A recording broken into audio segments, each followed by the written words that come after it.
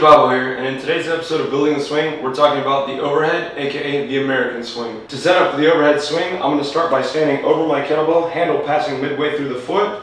I'm going to take one step back, putting about 1 to 2 feet between myself and my kettlebell, hinging my hips to the back of the room, slight bend in the knees until I can reach the handle, tilting it back, squeezing the handle in half to engage my lats. From here, I'll hike the kettlebell up with a slight extension of my knees, keeping the kettlebell as close to me as possible, contracting the glutes, thrusting the hips to the front of the room, with a slight pull in the arms to bring the kettlebell all the way up overhead. Letting gravity take over, I'll let the kettlebell fall. As my arms meet my body again, I'll hinge over, keeping the kettlebell as close to me as possible, and repeat.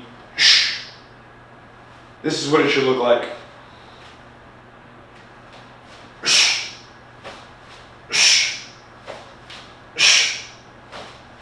Some things to remember about the overhead swing. Unlike the kettlebell swing, my target zone being between chest and eye level, my target zone is now going to be overhead, as the name implies. So unlike the kettlebell swing, where my arms are literally just hanging on for the ride, my arms will actually do just a little bit of work now.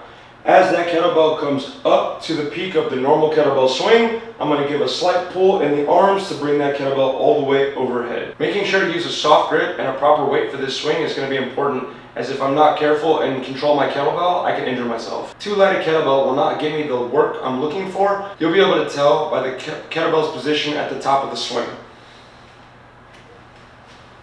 Too light a kettlebell, I can just hold straight up, the bottom of the kettlebell facing straight to the ceiling or even slightly tilted back. Too heavy a kettlebell, if it comes up and I give too much of a pull without a tight grip, will cause the kettlebell to fall, pulling me back and causing injury. At the top of the swing, I want the kettlebell to have a slight pitch forward so it doesn't accidentally overshoot, pulling me back, but I know I'm having to give a good thrust through the hips and a slight pull through the arm to get it up to that position.